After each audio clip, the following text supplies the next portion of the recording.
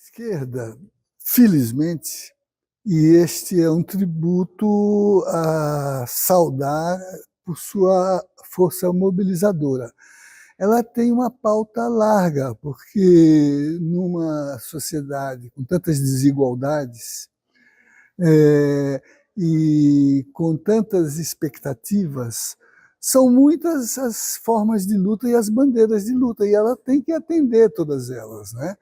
A direita só tem uma, é como subordinar o mundo do trabalho para acumular a partir da expropriação, né? E como organizar a política de modo a que suas expectativas não sejam afetadas. Então é simples, ela se unifica imediatamente, se une, né?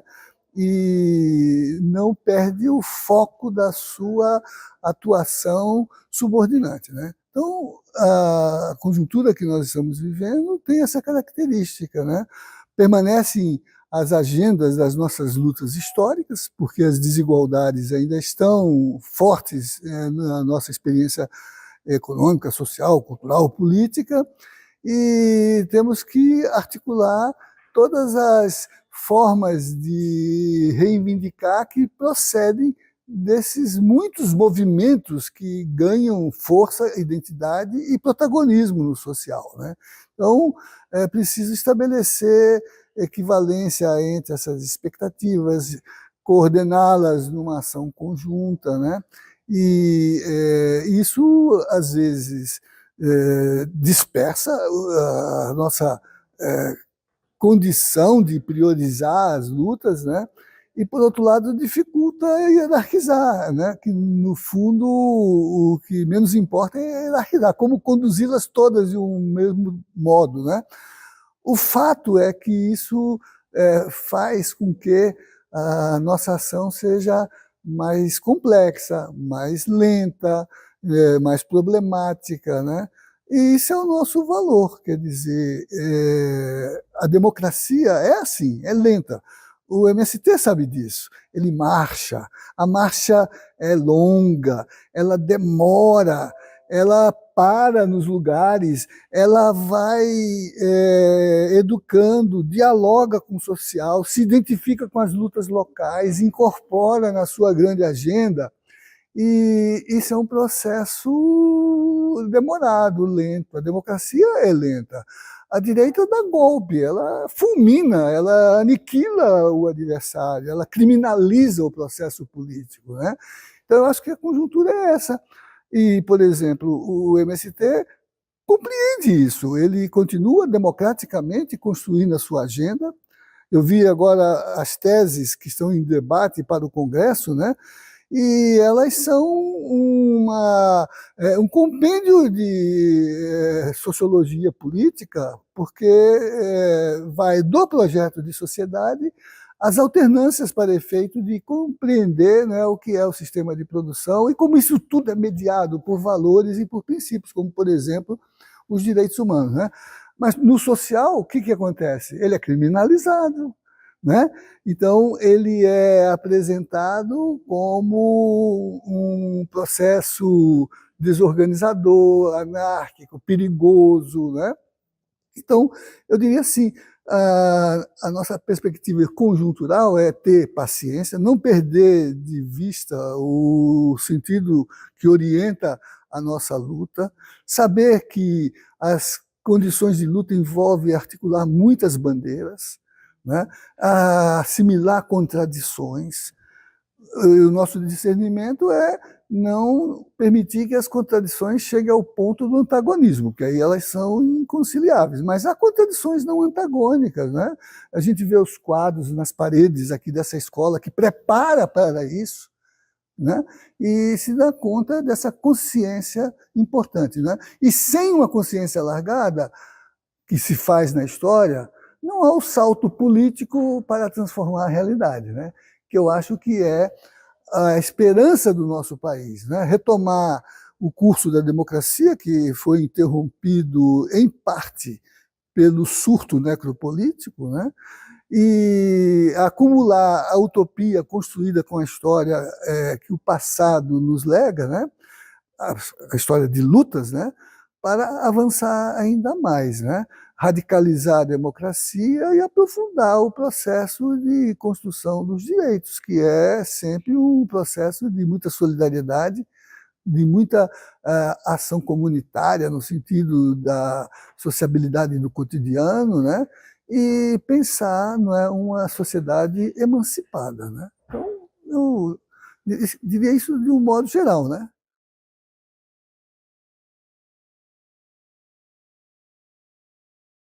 Para mim, primeiro foi assim uma experiência sem precedentes na minha atuação, que em geral vem do campo acadêmico, no espaço universitário, né? Mas perceber que o conhecimento ou transforma o mundo, ele é puro narcisismo, diletantismo, né? Então, estar no ambiente em que as lutas são travadas, né, foi uma experiência formidável e, para mim, uma espécie de prêmio de carreira, né, de carreira acadêmica, de carreira política, né, ter a confiança de um movimento social tão importante, né. Eu certamente fui indicado para participar na CPI por representações parlamentares de bancadas progressistas, mas as bancadas o fizeram porque eu fui mencionado pela confiança que depositava em mim, sobretudo o MST, né? Então isso foi um primeiro plano, né? O segundo ponto dentro da questão que você coloca foi poder me confrontar com o sentido redutor, desqualificador, criminalizador daquele evento parlamentar, né?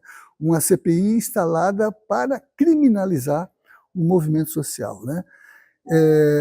E o movimento social, que eu disse lá, é o mais importante do mundo no século. Isso dizia Celso Furtado, né?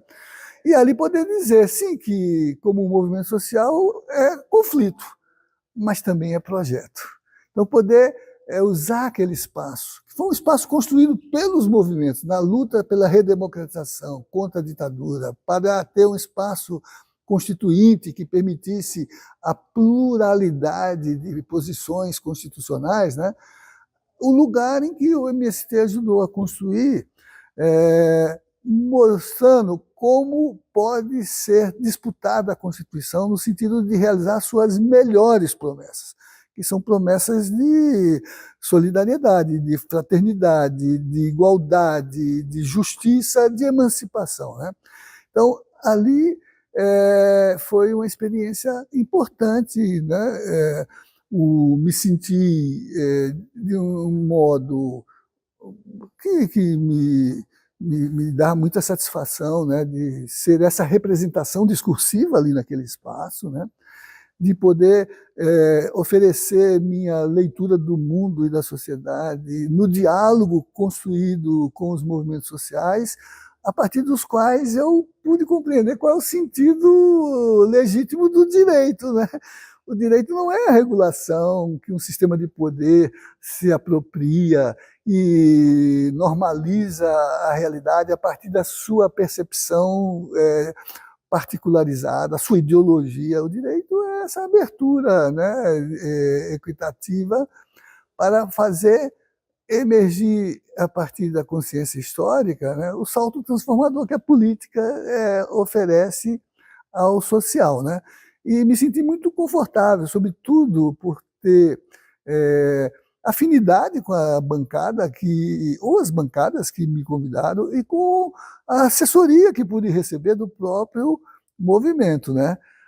Quem está nos vendo não percebe os bastidores, mas está aqui um militante, né, que atuou comigo ali na bancada de depoimento, né, me dando dados, me lembrando aspectos relevantes para a construção, e um militante que é um acadêmico, vem de assentamento, né, vem da área de luta por emancipação a partir do movimento social MST, né, mas está na academia e está construindo fundamentos teóricos para legitimar a qualidade da sua ação política a partir, seu percurso é no direito, né, em espaços criados pela ação dos movimentos, e sobretudo do Movimento Sem Terra, que é o Pronera, né, as escolas de formação em âmbito universitário, das necessidades intelectuais e interpretativas dos militantes do movimento, né? E ali, por exemplo, me oferecendo elementos para fundamentar no diálogo com a direita ali representada, tese que tem interesse na agenda do MST, mas que repercute na própria condição de uma sociedade emancipada, em processo de radicalização democrática, né? Então, essa é a experiência que eu colhi ali e tenho a impressão que foi um momento importante, porque isso repercutiu para fora daquele espaço institucional e entrou no debate da sociedade, né? Galvanizou posições, aumentou a necessidade de conhecer melhor o que é a ação do movimento social sem terra, né? E penso que ali começou-se a estancar a estratégia criminalizadora da direita localizada naquela CPI, né? Não finalizou o processo, a CPI perdeu o seu objeto, o seu fim foi melancólico, sobretudo quando depois veio o Stedley e no seu depoimento como que jogou a pá de cal sobre aquelas intenções, né? Claro que não parou aí, porque a agenda está sendo colocada em outras instâncias do parlamento, agora mesmo na Comissão de Constituição e Justiça, né? Estamos falando em alcance do movimento da história. Então, a história é uma tensão permanente entre como fazer convergir no seu movimento o protagonismo dos sujeitos que fazem a história, né? Como é que dizia o Marx, né? A história se faz de forma objetiva, mas não se realiza exatamente na maneira como nós pensamos agir na sua continuidade, na sua diacronia, né? Então, não há garantia de futuro. O futuro se disputa e a história é uma disputa contínua, né? Então, sob essa perspectiva, os processos políticos são momentos destacados desse ritmo tenso, dramático de realização da história, como foi a Constituinte de 88, uma tensão entre um momento autoritário que se expressou no país sob a forma de uma ditadura civil e militar, né? Mas também de raiz global, porque era a grande disputa dos grandes modelos de concepção de mundo, né? Naquela altura era a luta entre o socialismo e o capitalismo, né? Então, a Constituinte foi um momento, e eu mesmo caracterizei nas minhas participações, nos meus textos, de momento constituinte, que foi aquela conjunção de uma força ativa de movimentos que conseguiram se fazer protagonistas num tempo autoritário em que a principal ação política era conter o movimento. Isso se fazia por meio de uma lei de segurança nacional que criminalizava mover-se na sociedade. Organizar-se era crime contra a segurança nacional. Ter opinião era crime contra a segurança nacional. Reivindicar era crime contra a segurança nacional. Estão aí ainda as lutas para resgatar a memória e a verdade em relação a mortos e desaparecidos nesse tempo. Anistiar a legitimidade dessa ação nessa luta conjuntural, né? Então, é um momento em que, contra a lei de segurança, contra a ditadura, o social se moveu, se movimentou.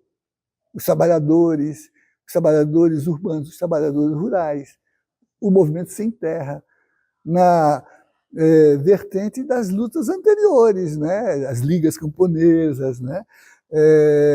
As várias sublevações do campo, Contestado, né? Tromba e Formoso, tantas lutas históricas, né?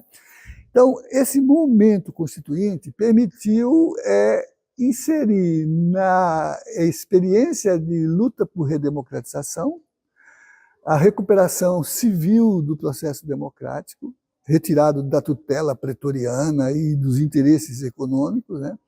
E construir uma agenda que se expressou na Constituinte, ali onde se colocou a tese da função social da propriedade. Acabei de ver o retrato do Plínio de Arruda Sampaio no mural aqui de homenagens, né? Ele que foi fundador da ABA, da Associação Brasileira de Reforma Agrária, né? Florestan que dá nome a essa escola, né? Então, esse momento constituinte permitiu que se inserisse no ascenso de recuperação democrática do protagonismo dos movimentos um espaço constituinte para apresentar essa agenda. A principal configuração desse processo de agenda foi inserir a tese da democracia participativa, do controle social no processo de produção das políticas públicas, inclusive políticas públicas de produção no campo e de produção na cidade, né? E aí colocar contra a experiência colonial, né, que foi feita à base da concessão de propriedade e titulação de propriedade a privilegiados, donatários, né? Donatários de capitanias, donatários de titulação cartorial de propriedades, né? A ideia contra o princípio patrimonialista do momento político burguês, né? Da propriedade como uma função social, né? E construir quais são os elementos que caracterizam essa função social, né?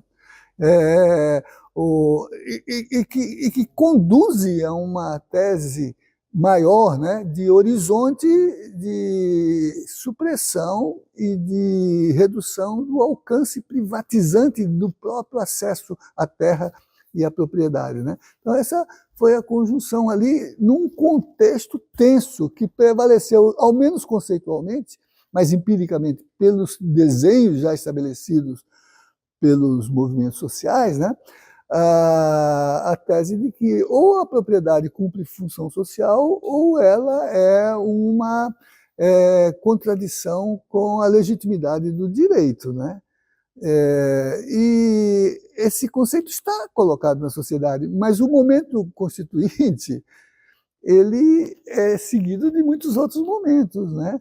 A derrota na elaboração legislativa dos proprietários, dos oligarcas, dos latifundiários, né? Não significa que eles se retiraram da arena, nem que eles se convenceram, eles continuaram o seu processo dentro da própria Constituinte, em outros âmbitos dos capítulos que a formam, né? Adiaram resoluções, como no caso dos quilombolas, né? No tocante à exigência de demarcação de terras indígenas, né?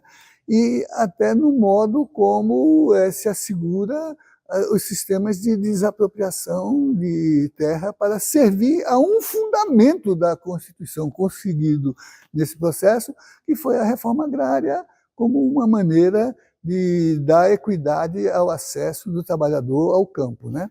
Então, essa tensão continua, né? E continua na sequência das tentativas de revisão da Constituição, de supressão, e continua agora com recuperação da perspectiva golpista, né, que vocês hão de convir, né? Se fez muito contra esse fundamento, contra esse princípio. O principal adversário desse processo é o MST, né? A CPI demonstra isso, e continua a disputa por posições constitucionais. Então, eu sou da tese de que somos nós que constituímos os momentos. Então, por exemplo, é preciso resgatar as mobilizações, a capacidade de se estabelecer novas alianças, de definir as bandeiras e as agendas de cada momento conjuntural, como os indígenas fazem, né? E como os trabalhadores fazem, num contexto global de exacerbação neoliberal, né? Em que a ideologia disfarça essa experiência e começa a camuflar a forma como as lutas são travadas. O empreendedorismo, né, que precariza a condição do trabalhador, retira direitos e se coloca, por exemplo, contra a Constituição numa reforma trabalhista que nega os fundamentos da Constituição. E, no caso do trabalhador rural, né, da produção no campo, as teses de redução do princípio da propriedade como um bem social, a negação dos fundamentos das políticas, por exemplo, que assegure a arrecadação de terra para a política de reforma agrária, de criminalização, como estão colocadas nessas pautas, né, que nesse momento, nesse exato instante, agora mesmo tem uma pauta que já recebeu aprovação em comissões, né? O relatório de relatoria, né, já aprovou o texto básico dessa matéria que você está se referindo, que repõe no século XXI os pressupostos do século XIX. Né? O próximo passo é recuperar, resgatar a escravidão como um bem civilizatório, não é isso? É muito difícil, né? Já está, né? Porque eu também tenho lido os relatórios sobre a condição de trabalho análoga ao de escravo na área rural, por exemplo, da produção de... E o que a gente está assistindo no Rio Grande do Sul nesse momento, né? Com a preocupação de que os negócios não sejam afetados, a ponto, inclusive, de se fazer crítica a doações, né? E, de outra maneira, de buscar subsídios, que é assaltar o orçamento público para garantir não o atendimento à carência decorrente da exclusão, mas ao funcionamento dos negócios. Né? Então, a disputa é dia a dia, hora a hora, minuto a minuto, ano a ano, século a século, com maior intensidade, menor intensidade, maior engajamento, menor engajamento, mas sempre com o horizonte de que conquistas sociais e conquistas de direito ou conquistas políticas podem sofrer reveses conjunturais, mas a gente nunca perde o horizonte da emancipação. Né?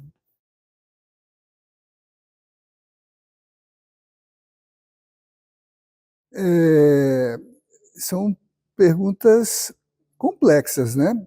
E, entretanto, elas não são difíceis de obter respostas orientadoras, explicativas, né? Por exemplo, a ação dos movimentos sociais e muito notadamente do MST, né? Que significou, por exemplo, ocupar um espaço que antes era exclusivo das elites políticas, sociais e econômicas, né? Quando os trabalhadores eram interditados desse acesso, eram proibidos de ter lugar nesse acesso, né? Por exemplo, as vedações que, mesmo na experiência constitucional, foram colocadas para os que se emanciparam da escravidão. Né? Então, uma das estratégias principais da luta de emancipação dos trabalhadores foi conquistar o espaço de interpretação da realidade, né? Ganhar, né, a possibilidade de ser sujeito da interpretação dessa realidade, né? Quebrar o latifúndio do conhecimento, né? E não para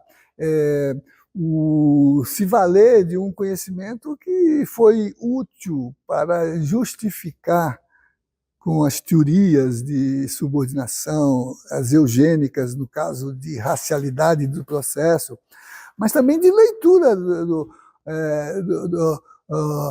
das formas de fazer a gestão da economia, né? E de poder interpretar as exigências de responsabilidade sobre a direção política do duplo processo que é vital nesse campo. Como acumular socialmente a riqueza que o trabalho elabora, né? É o trabalho que produz riqueza, não é isso? Então, como acumular esse trabalho? A expectativa é de que ele seja uma acumulação solidária. E como distribuir, né? De modo que isso seja equitativo e justo, né? Então, as teorias explicam isso. Então, é preciso ocupar esse espaço, desconstituir, descolonizar esse espaço de formação. Se faz se inserindo nesse espaço e pela luta democrática por meio de políticas públicas, como a de educação do campo, por exemplo, o Pronera, né, que permitiu inserir uma categoria inteira de muita relevância na estratificação do social, que são os trabalhadores rurais, do campo, né? Ou os indígenas, e as cotas, né? Que é uma forma de realizar a justiça social, não fazendo a abstração da igualdade, mas a materialidade da igualdade, né? Somos iguais porque somos compensados nas diferenças que a história realizou a partir dos sujeitos que tomaram o curso da história para orientá-la no seu interesse, né? Por isso que a gente demarca a história pela ação dessas tomadas de seu rumo. O período burguês, né? O período aristocrático, né? Formas de apropriação, né? Então, agora o período democrático, né? O período equitativo, né? Então, acho que esta é uma condição que está na base da sua pergunta, que pode ser feita por conquista do território dos saberes, mas pode ser também por construção de alternativas de saberes. Essa é uma universidade, ao que me diziam quando eu entrei, me mostrando os espaços, aqui é o âmbito da nossa reitoria. É um espaço acadêmico no sentido originário da formação da universidade no contexto civilizatório, né? A universidade nasceu assim, não nasceu de cima para baixo, nasceu de baixo para cima. Nas grandes universidades europeias, nem me refiro às orientais, que são mais antigas, os reitores eram os estudantes, né? Quer dizer, tem esse aspecto. E hoje a universidade, por conta da experiência da colonização, que é a experiência mais exacerbada do colonialismo, né? Porque ele é racialista, porque ele é classista, né? Porque ele é sexista, né? Ele impõe um componente redutor na desigualação dos gêneros, né? O sistema foi montado para fazer uma hierarquia de saberes, né? Então, essa conquista se faz ou por abertura de espaços para diálogo entre os saberes, ou para a constituição desses espaços para construir saberes que sejam próprios, que sejam adequados, né? E tanto mais quanto isso represente, por exemplo, lidar com mediações que servem esse processo, que são instrumentais para esse processo. A tecnologia e a comunicação, né? Para permitir a disputa narrativa, para construir a dimensão operante da política num espaço crítico, que é o espaço não de um cotidiano relacional, mas de um cotidiano produzido como realidade, né? Assim, a gente participa da vida natural como parte da natureza, né? Mas a cultura é uma construção também de uma natureza que é artificial, mas que é natureza também, né? Então, disputar esse espaço, disputar quem somos, qual é o valor da nossa atuação, o que significa romper com as teorias eugênicas, né? E enfrentar com convicção a leitura do real, tal como ele se manifesta para nós, no sentido de ativar a nossa capacidade de agir nele para transformá-lo, né? Como diz Brecht em Santa Joana dos Matadouros, né? A educação não pode ser para formar virtuosos e gente boa. A bondade em si é uma inutilidade se ela não contribuir para mudar o mundo. Então a Joana diz no final, né? Quando eu morrer, não quero que digam que eu fui boa, quero que digam o que eu fiz para transformar o mundo, não é isso? Que eu acho que é a condição de construir possibilidades de interpretação equitativa da realidade, né, para emancipar, que eu penso é uma exigência, por exemplo, de se contrapor à tecnologia que se presta a reduzir a nossa dignidade, né? Então, criar políticas públicas para que o acesso às informações, como estamos fazendo aqui, né? Não é mais história oral só, né? É uma jornalista que está me entrevistando, é um equipamento que vai para uma rede, né? Então é construir o nosso protagonismo num espaço crítico, que embora seja virtual, é um espaço de disputa política, né? Então, criar alternativa para a comunicação que sirva à transformação social, né? E vencer a mentira na política, que é o fake news, não é isso? Olha no caso do Rio Grande do Sul, de novo, né? Eu não peguei a matéria completa quando vinha no carro aqui, mas alguém estava dizendo de uma safra de fake news, né? E mostrando como é a produção, a distribuição e a circulação da notícia, como se fosse uma safra, responde a um mecanismo de semeadura e de colheita. Você vai colher vantagens políticas nesse processo, né? Então, eu acho que esse é um espaço que precisamos incluir na nossa agenda política de disputa ética e de disputa também transformadora, no sentido emancipatório, né, para inserir, né, a condição da verdade na luta política que, vamos dizer, contribua para descriminalizar o nosso protagonismo, de criar verossimilhança pelas nossas agendas, né, e de desmontar a ideologização que é o meio mais eficiente de desmobilização, né? Porque faz com que nós, por nós próprios, né, a falta de capacidade de discernimento, sucumbamos à nossa própria impotência de ação política transformadora, né? Nos rendemos, né? Vi Paulo Freire também aí em Busto, né? A educação não muda o mundo, ela muda as pessoas mudam o mundo, né? Por isso a importância de enfrentar de forma pedagógica a comunicação como uma estratégia muito importante, e é por isso que a direita descobriu isso e atua nesse campo, né? Substituindo mísseis por despachos de jornais e de televisão, né? Então, acho que junto com a escola que contribui para adensar consciências de interpretação da realidade do mundo, é preciso uma boa política de luta social, né, para construir uma educação, uma comunicação que também seja emancipadora, né? Desmontar tudo, até os dicionários, né? Até os dicionários, né? Você pega um dicionário e o verbete lá, ele cede às injunções do machismo, do sexismo, né? Um homem público, o dicionário diz que é o político. Uma mulher pública, o dicionário diz que é uma prostituta.